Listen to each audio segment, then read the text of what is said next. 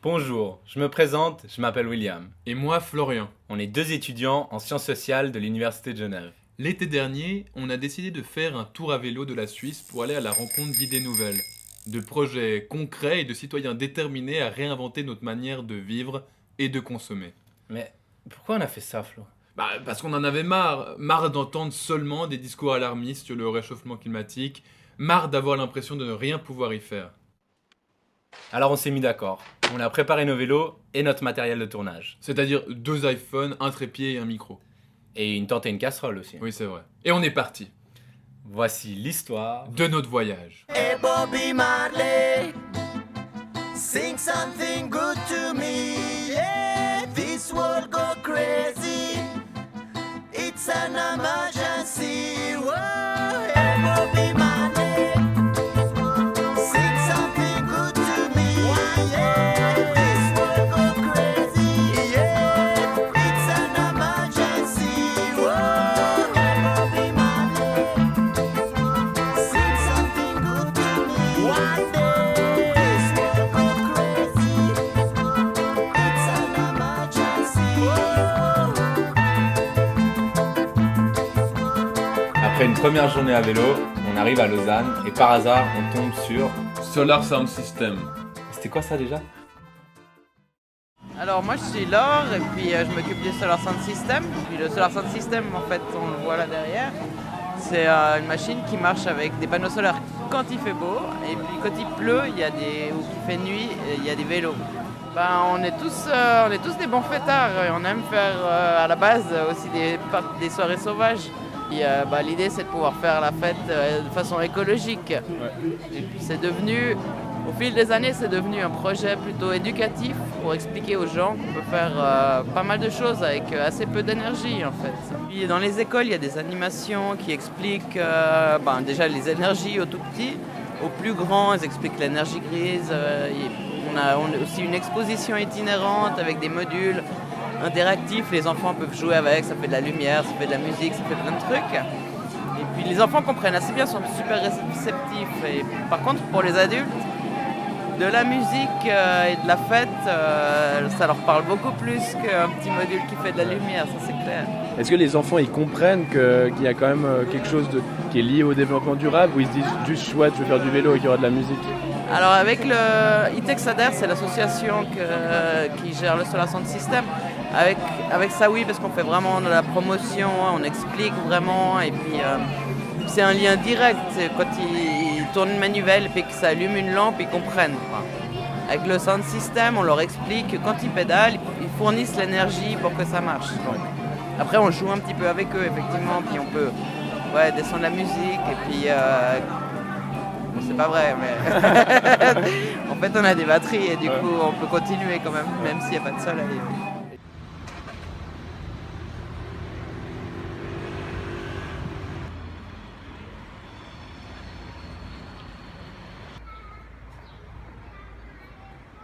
Le premier soir, on est mort de fatigue, toi et moi. Et on a la chance de rencontrer PO qui veut bien nous héberger chez lui, qui nous raconte un peu plus de sa vision du développement durable. Et toi, du coup, pourquoi tu recycles parce que tu sens Parce que je me sens concerné, en Ok. fait, par la dégradation de la Terre. Et je me dis quelque part, même si je suis pas un révolutionnaire, je me dis que peut-être que le petit geste que je fais peut contribuer à rendre le monde meilleur. C'est vraiment pour ça que je le fais. Moi, je leur dirais franchement, ouvrez les yeux et... non, sérieux, ouvrez les yeux et regardez ce qui se passe dans le monde. Parce que je veux dire, en Occident, on a tout ce qu'il faut. Et dans les autres pays, c'est pas qu'ils ont rien, mais disons que c'est une autre façon de voir les choses.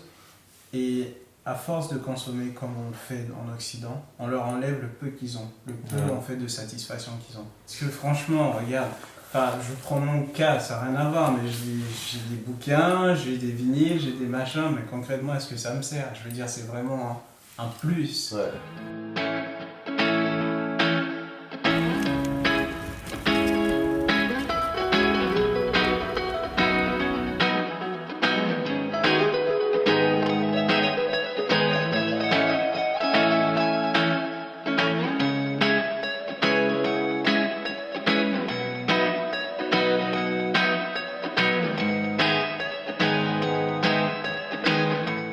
m'appelle Thibaut, je suis menuisier de formation et là je suis venu travailler comme bénévole pour le festival de Montreux.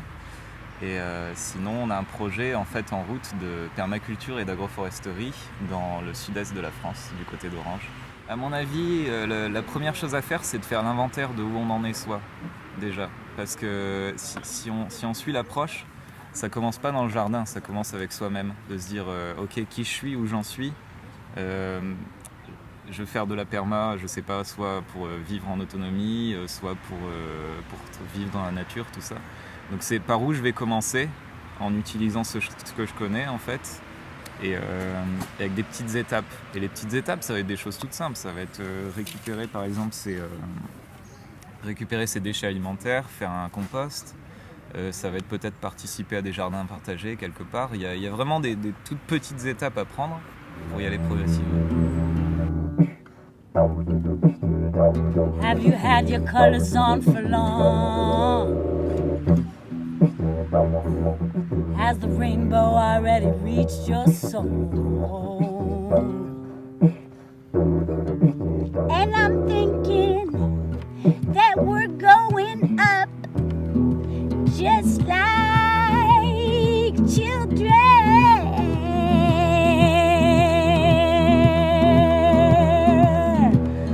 And I've been feeling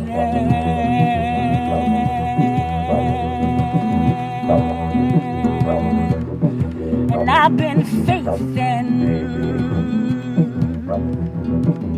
just like children playing with the moon and the stars in the nymphin. And there's beautiful jewels with the water, with that water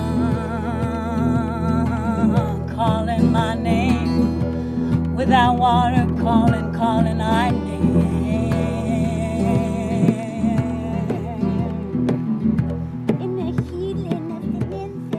J'ai l'impression qu'ils vivent aujourd'hui en se disant de toute façon c'est foutu, mais bah non, je pense qu'on est plein de ressources. Il y a eu beaucoup de grandes révolutions dans l'histoire de la vie, à des moments où les choses ont eu l'air complètement critiques.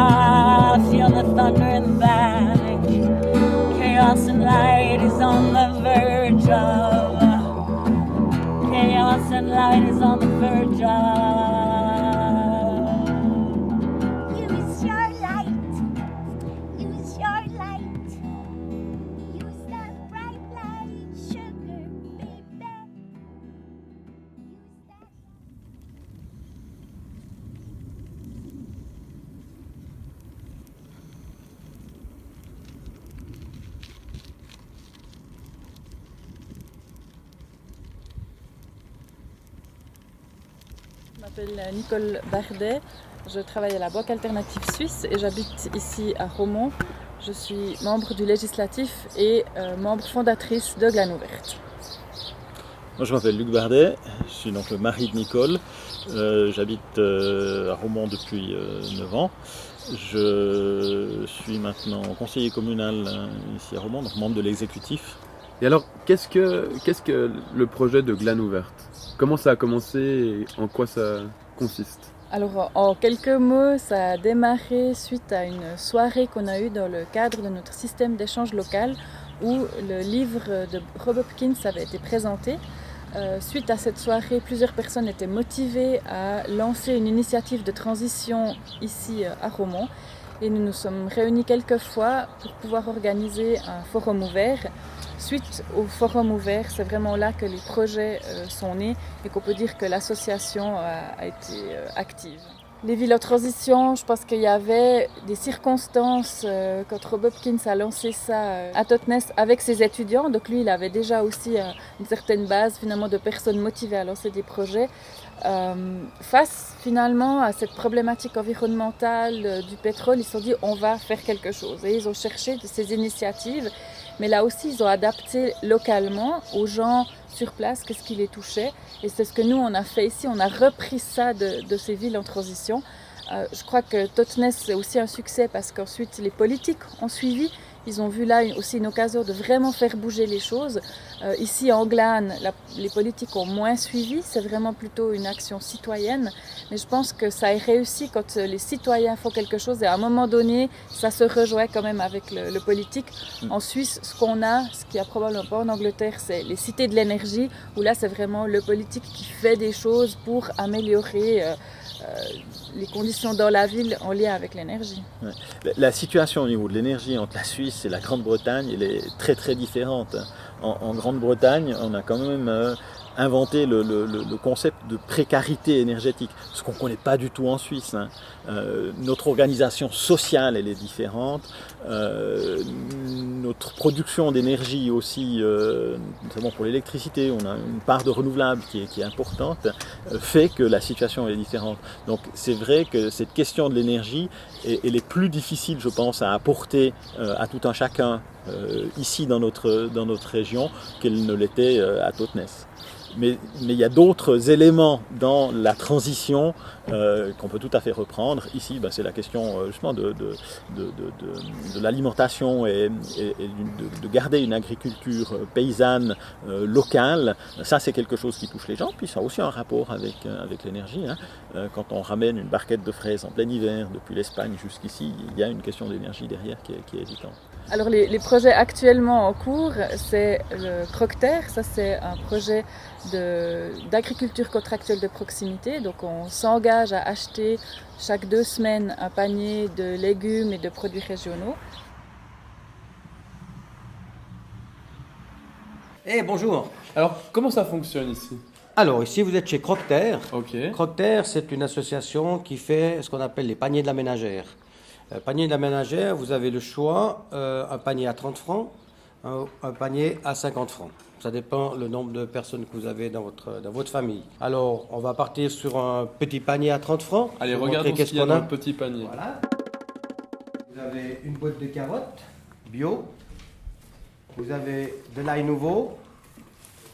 Vous avez du radis. Et ça change chaque semaine? Ça change chaque semaine, oui. Voilà. On a un contact tous les lundis on a 4 fournisseurs et on regarde qu'est-ce qu'ils ont eux à nous proposer, qu'est-ce qui a bien poussé. Et puis pour pas avoir les mêmes produits chaque semaine, donc on fait une entente et on fait la conception du panier à ce niveau-là. Ok. La motivation, c'était de travailler avec des paysans du coin. Et les paysans ont de plus en plus de peine à tourner, donc. Voilà, à la base, il y a quand même 2 paysans qui ont lancé Crocter. Et puis, donc, c'était pas pour leurs propres produits, parce que c'est des paysans qui font du lait, ils ont des vaches, des génisses. Mais ils se sont dit, pour aider les copains, voilà. Donc, ça, à la base, c'est quand même 2 paysans qui se sont dit, il faut faire quelque chose parce que, voilà, ça va plus. Et ça, vous entendez dans toute la Suisse, même aussi, je vois en France, j'écoute aussi la télévision française. En France aussi, ils ont le même problème que nous et ils se lancent de plus en plus dans les marchés de proximité. Et les gens adhèrent par sympathie, et après ils sont tout de suite convaincus, grâce à la qualité de la marchandise, que oui, c'est bien. Il faut que ça marche dans tous les coins pour que ça reste de la proximité. On ne va pas commencer à aller acheter des produits en Suisse allemande. J'ai rien contre les Suisses allemands, mais on ne va pas aller encore faire des camions sur la route avec des produits. Non, le but, il n'est pas là. Ça doit être bio, mais voilà, s'il faut faire 100 km pour aller chercher 3 cerises et 2 tomates, c'est pas normal. Donc voilà, c'est pour ça qu'on fait ça ici avec vraiment les paysans du coin. Et puis on a aussi la banque de semences, c'est une équipe de 7 ou 8 dames qui se réunissent pour apprendre à multiplier les semences. L'idée étant de garder ce savoir ici dans la région et puis aussi d'adapter finalement les plantes à notre climat ici de la Glane. Ce qu'on a remarqué avec Glane Ouverte, c'est qu'il faut vraiment faire quelque chose pour les gens ici. Et puis c'est pour ça, peut-être pour parler de ce mouvement en transition, on n'a pas envie de faire un copier-coller. On veut s'approprier le projet et puis le développer pour nous. Ce qui veut dire aussi qu'on doit passer par toutes ces phases d'apprentissage, d'échec, de recherche. On doit le faire nous-mêmes, même si d'autres sont passés par là. On ne peut pas gagner de leur expérience, on doit faire notre propre expérience. On a un autre projet qui est un jardin partagé. Donc là, c'est des familles qui cultivent ensemble un jardin dans l'intramuros qui se trouve derrière nous dans la vieille ville. Voilà, eh bien, on est ici à Romont, devant le jardin partagé. Allons-y, allons regarder ça, avec plaisir. Alors donc ici, on est dans un jardin partagé. Est-ce que tu pourrais nous en dire plus ? Voilà, donc le jardin partagé, c'est un endroit qui existe maintenant depuis plusieurs années ici à Romont, dans la vieille ville de Romont, à l'intérieur des remparts. Il y a pas mal d'espaces verts, d'espaces de jardin à l'intérieur de ces vieux murs. Hein. Et puis, on avait à cœur de donner la possibilité à des gens qui n'ont pas forcément accès à un jardin, parce qu'ils sont locataires simplement d'un appartement, de pouvoir jardiner. Hein. Et c'est comme ça qu'est né, sous l'égide de Glane Ouverte, ce jardin partagé. Il y a aussi une notion de lien social derrière le jardin partagé. Si on partage pas que la terre, on partage aussi toute la vie qui va autour du jardinage, l'expérience, etc. Ça, c'est un des aspects importants finalement des villes en transition. Hein. C'est de favoriser le lien social. Ça c'est vraiment quelque chose qui compte, hein. Et puis c'est l'occasion d'échanger, de faire avancer les idées. Ça a l'air presque normal, mais c'est vraiment un élément important de la transition. Recréer du lien social. Pas oublier de fêter quand on réussit à faire quelque chose aussi, ce côté festif. D'ailleurs, les écolos, des fois, on voit tellement les problèmes, on est tellement la tête dans le guidon qu'on oublie de juste de se rencontrer pour fêter. Mais ça, c'est vraiment quelque chose qui est important, qui fait que les gens retrouvent aussi la motivation. Alors moi, je suis persuadé effectivement qu'il faut démocratiser l'écologie. Mais on est en train de le faire. Donc il y a une adhésion du public. Quand on a quelque chose de concret à proposer, et puis c'est ça maintenant qu'il faut développer, c'est les solutions. Hein. Le film Demain qui a fait tant parler de lui, qui a motivé tant de personnes à faire quelque chose, c'est bien parce qu'il arrive avec des solutions simples que finalement souvent tout un chacun peut développer chez lui ou dans sa commune. C'est ça qui fait la différence finalement, c'est tous ces gens qui à un moment donné prennent ces questions d'écologie, de transition énergétique pour eux-mêmes et décident d'amorcer cette transition. C'est ça qui fait la différence, parce que on n'est pas en mesure de changer le monde, quoi. Mais si on change déjà sa manière de faire, et puis qu'on incite ses voisins, ses concitoyens à changer, mais c'est comme ça qu'on va résoudre les grands problèmes d'écologie, d'environnement de ce début du XXe siècle.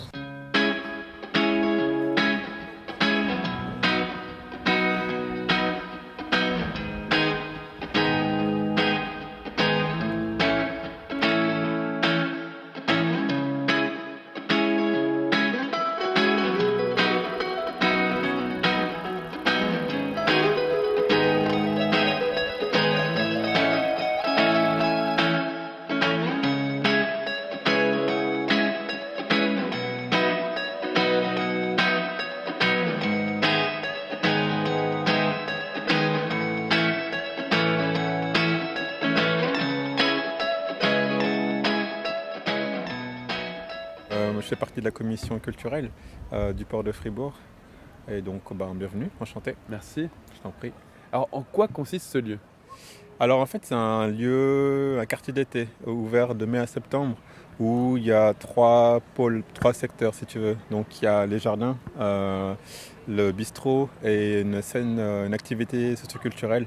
Donc voilà, un peu pour tout public. Et quel est le but, quelle est un peu l'idéologie de ce terrain, des personnes qui viennent ici? Alors en fait, c'est un endroit un peu éco-responsable. En fait, on met un peu l'accent sur la durabilité.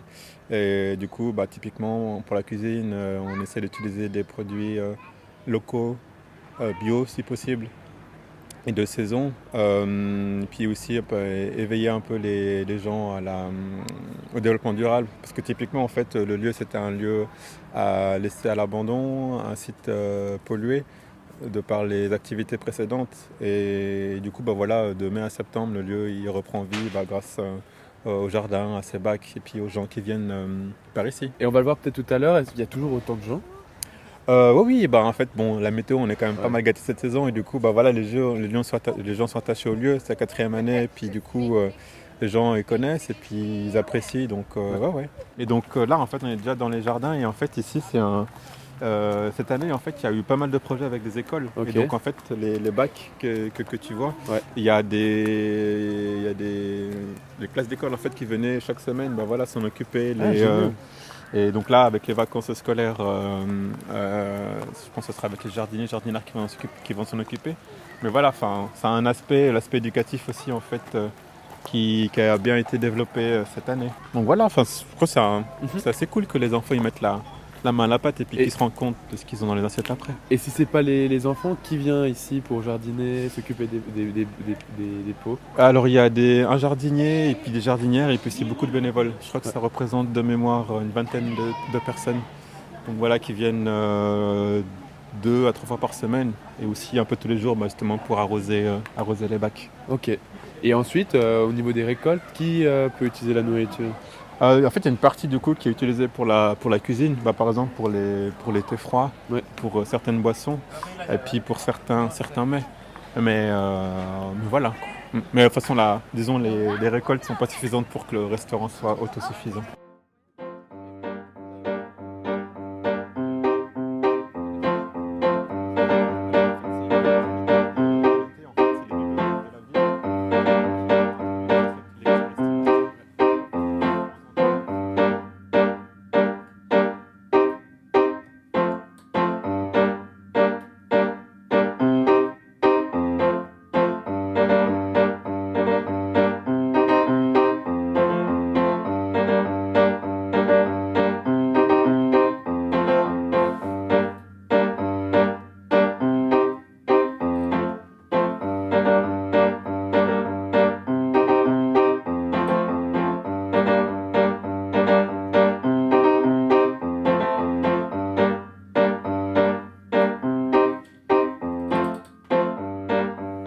Je suis Thomas Wieland de Berne et je suis ingénieur électrotechnique et ingénieur d'environnement. C'est un type de projet de créer nourriture avec la force de l'humain. C'est une idée et pour ça j'ai aussi un centre de fitness à Berne.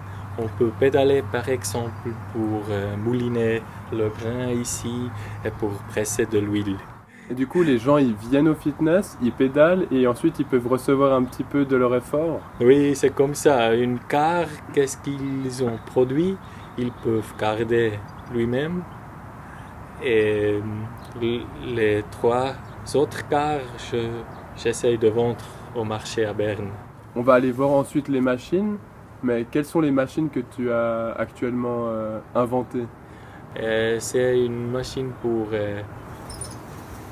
des haricots, pour couper les 2 côtés. Ouais.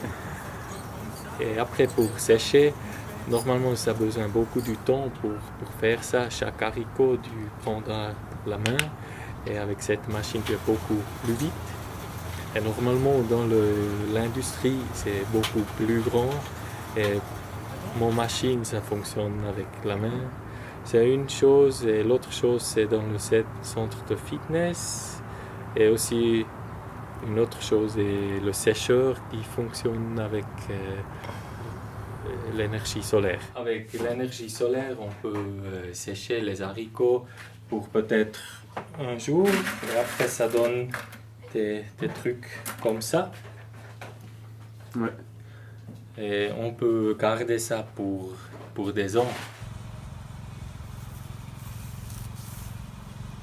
Je trouve notre système d'argent, c'est pas du tout durable parce que les banques privées, ils peuvent créer d'argent sans avoir d'argent et c'est une croissance du fric énormément et ça coince toute notre société, c'est mon impression.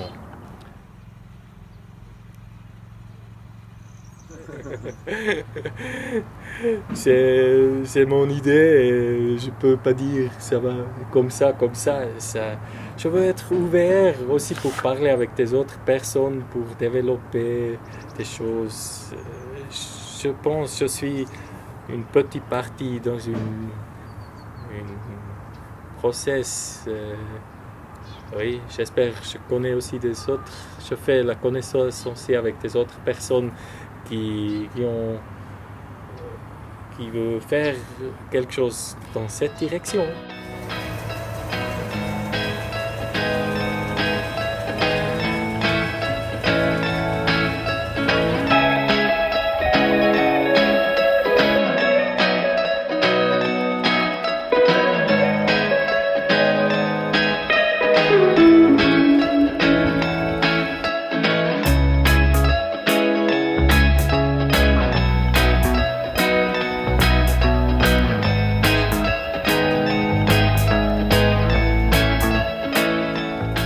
Bonjour. Bonjour. Bienvenue dans le Temple de l'Unité à Schweibenau.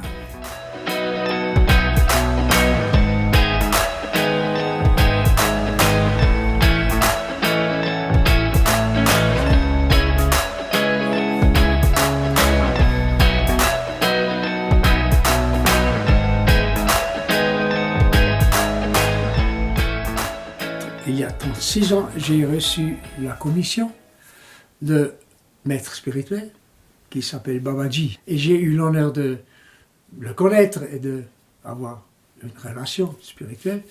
Et il m'a donné cette commission de créer en Suisse un centre et un ashram. Et on a trouvé ça, Schweibenau, et on a commencé très petit avec des gens qui sont venus. Et au commencement, c'était vraiment l'ashram, la place de retraite spirituelle, c'est un ashram très clair, mais c'était toujours aussi centre de l'unité. On est universel, notre maître est là comme maître universel. C'est pas important si on a cette religion, cette croyance, c'est une question de vivre vérité, simplicité et amour. Et les derniers 15 ans, on a commencé à vraiment nous ouvrir pour le monde, beaucoup plus.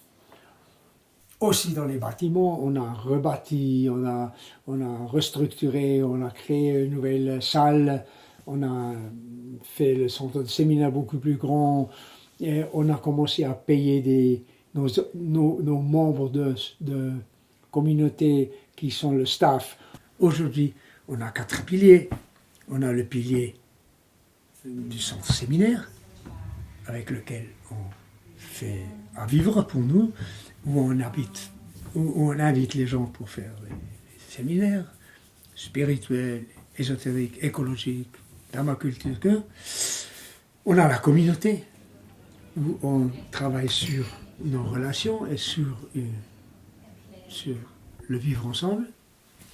On a l'écologie, la permaculture, où on essaie de créer une ambiance bonne pour la nature. Et on a la spiritualité, le temple, où on travaille avec les différentes traditions et aussi hors des traditions.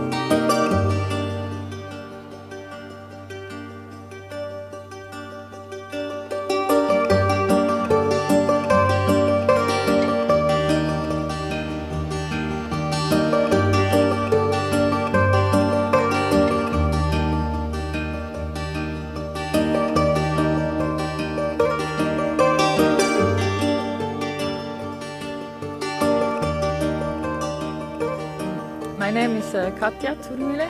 I'm 33 years old and I work in this project for 3 years now. Yes.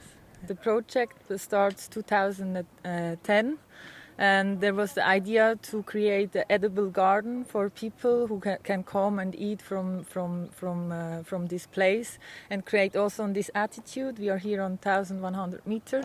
On this attitude, the place where we can grow vegetables, where we can grow fruit trees, where we can propagate plants and do seed saving because the seeds are very strong here. Yeah, we have our permaculture project is in different parts. Like we have a plant propagation here, like a nursery. We propagate plants, like we do from seed sowing, or we do also from cuttings. We propagate them and they grow here, and then they're really strong because they overwinter outside mostly here, most of the plants. Then we have the vegetable garden where we grow 150 different varieties of vegetables and herbs. And we all deliver all the vegetables. We deliver down to the kitchen from the seminar house, and they will be cooked there and get really nice vegetarian meals. Then we have a mushroom garden where we cultivate mushrooms on trees, on tree logs, which I harvest. I harvest the trees all here in the forest area. And then we have bees where we take honey, but they're really important for us to pollinate all the plants, all the fruit trees here. Then we have a seed saving garden where we have lots of different wild plants and vegetables. We take the seeds and also sell it, but also use it for our own garden or for the nursery again. So it's like the circle is closing inside the project. That's really important for us. Permaculture is a way of living. It has 3 ethics. It's take care for the world, take care for the people, and fair share. It means like that we try to be sustainable for the earth, that we not try to take too much nutrients, that we give back the nutrients which we take, that we care for the people. In permaculture, it's really important to create high diversity. Biodiversity, and we are not only sustainable, we are more regeneration, like we build up different ecosystems where animals and plants can return. Yeah, it is more on a small scale. Yeah.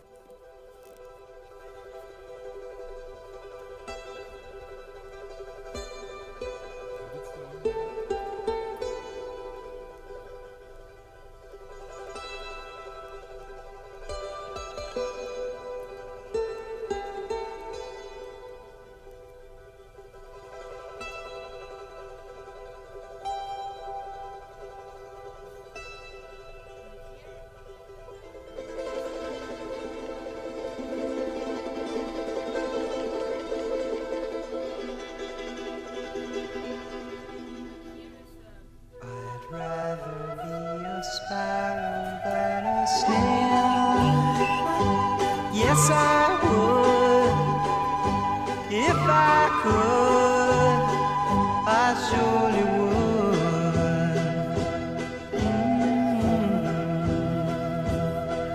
I'd rather be a hammer than a nail. Yes, I would. If I only could, I surely would.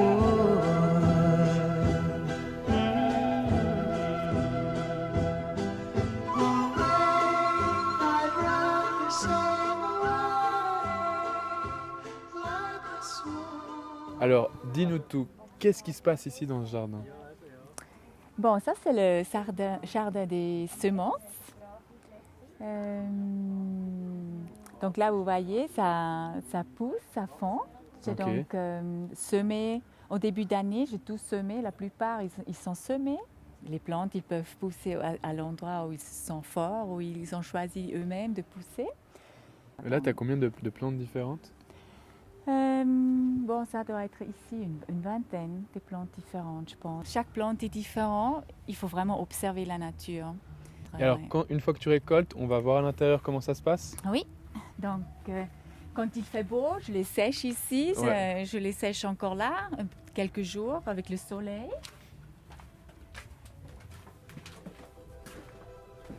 Et voilà, ça c'est mon atelier.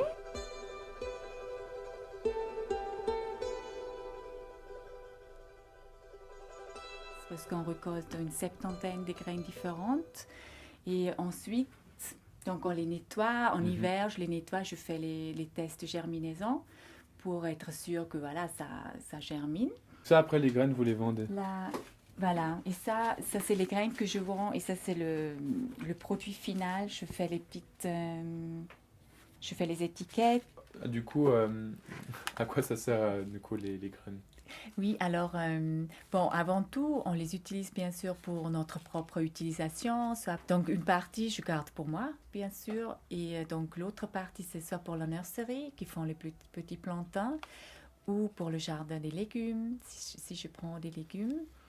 Et bon, et après, il y en a des sortes qui sont vraiment que pour la vente aussi. Bon, en fait, très peu finalement.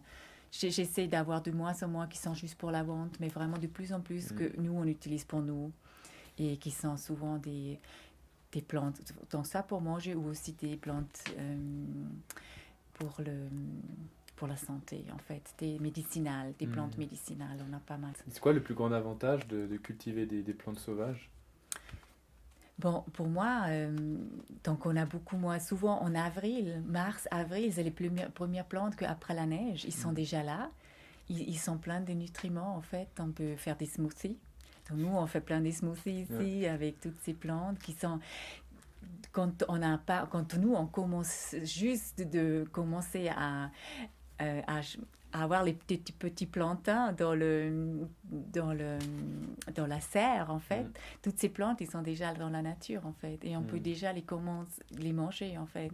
Et toutes les plantes cultivées, c'est plutôt après, c'est qu'en juin qu'on peut les manger, finalement, la plupart, parce que ça prend du temps, en fait. Donc, ça prend beaucoup de travail et du temps. Et les plantes sauvages, ils sont là. À partir d'avril, la plupart... et ils sont pleins de... Parce qu'eux aussi, ils commencent à pousser, ils sont tout petits, ils sont en toute leur force, ils ont eux. Et ça, c'est notre choix, si on veut aussi manger ces plantes qui ont encore toute la force en eux.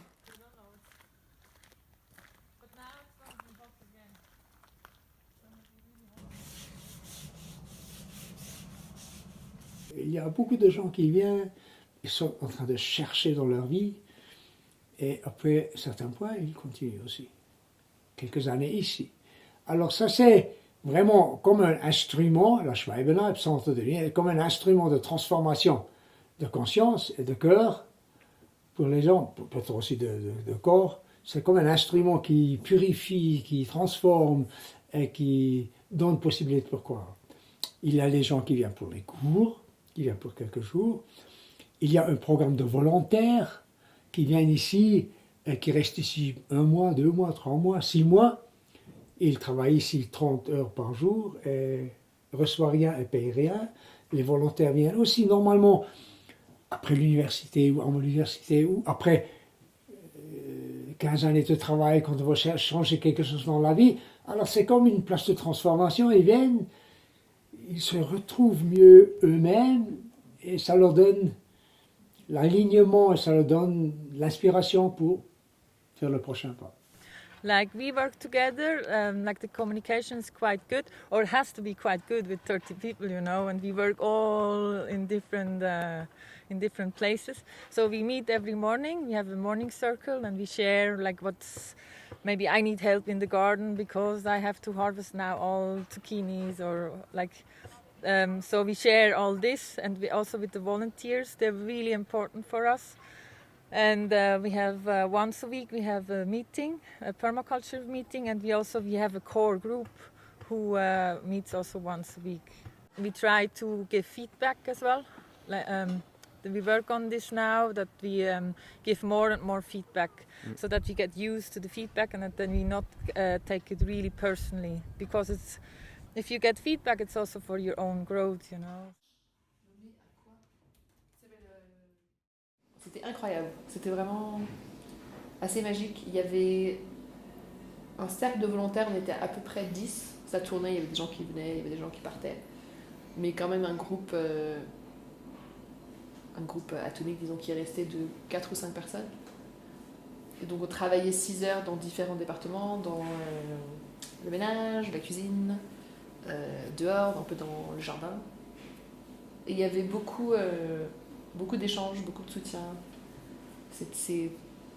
C'est très enrichissant d'être avec des gens entre 25, mais surtout je crois entre peut-être 22 et 30 ans, d'être avec des gens qui avaient des mêmes valeurs que moi, qui étaient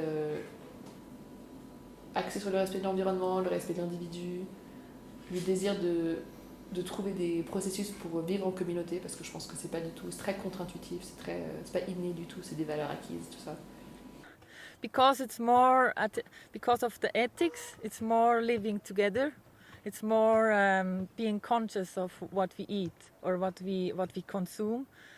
I think it's the difficulty is the money, like because many people like to come and help, but many people like the idea of living like in this with the permaculture or with the sustainable agriculture.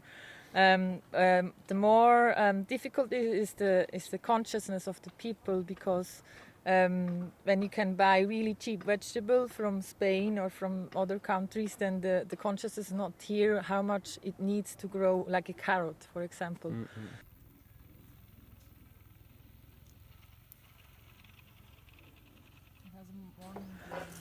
Yeah, Schwalbenalb is it's like an island. Sometimes I feel like in a bubble here, you know, because it's a bit difficult to get here, and because you have to go up the mountain and this narrow road, and it's like hidden somewhere.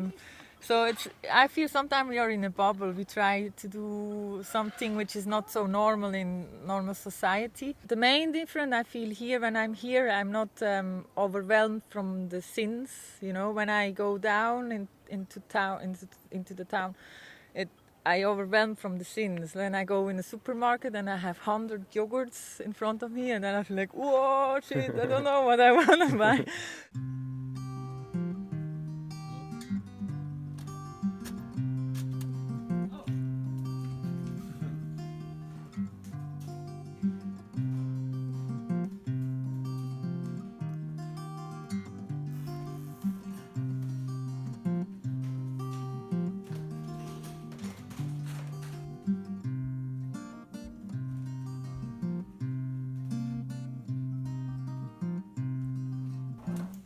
يا راوي احكي حكاية أدبك تكون رواية احكي لي على ناس زمان احكي لي على ألف ليلة وليلة ولا لونجة بنت الغولة ولا ولد Nous voyons la possibilité que l'humanité ait une évolution plus que où elle est maintenant. La majeure part des gens vont dire « Ah, l'homme, il est comme ça, et il va toujours être comme ça. » Et moi, je crois, et beaucoup de gens croient que vraiment l'homme a une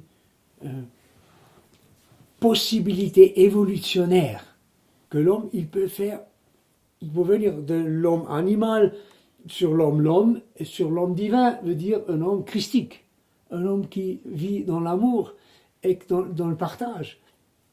Et je ne dis pas que demain nous serions tous comme ça, mais si je vois deux jeunes hommes comme vous, et ne coupez ça pas, si je veux deux jeunes hommes comme vous qui vont avec la bicyclette comme dans la Suisse et qui cherchent des projets positifs et des possibilités dans la vie, ça me fait heureux.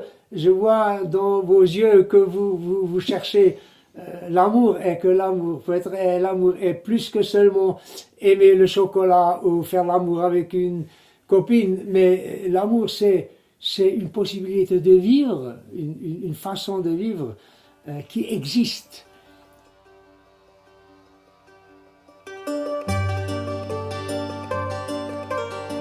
Tout semblait alors dit. Ces 3 semaines de voyage nous avaient menés inlassablement à la même réflexion, celle du vivre ensemble. Comment remettre le lien social au centre du débat environnemental ? Comment questionner notre manière même de vivre en société et pas simplement celle que nous avons de nous déplacer ? Les mots et les formulations varient quelque peu, mais le message de fond apparaît souvent similaire. Comme si le changement climatique était un prétexte pour nous obliger à interroger la notion de communauté. Toutes ces personnes nous enrichissent de leur vécu et nous rappellent qu'il est possible d'agir à son échelle, que ce sont les projets citoyens qui souvent résonnent bien plus que les grands discours politiques. Ils sont les acteurs quotidiens d'un changement de grande envergure, parfois sans même s'en rendre compte. Ils participent d'une solution, consacrent leur énergie à des alternatives et non à une critique passive. Ils sont des anonymes rayonnants de bonne volonté que nous avons voulu mettre en lumière. Merci à eux qui nous ont donné l'envie de partager cette histoire avec vous.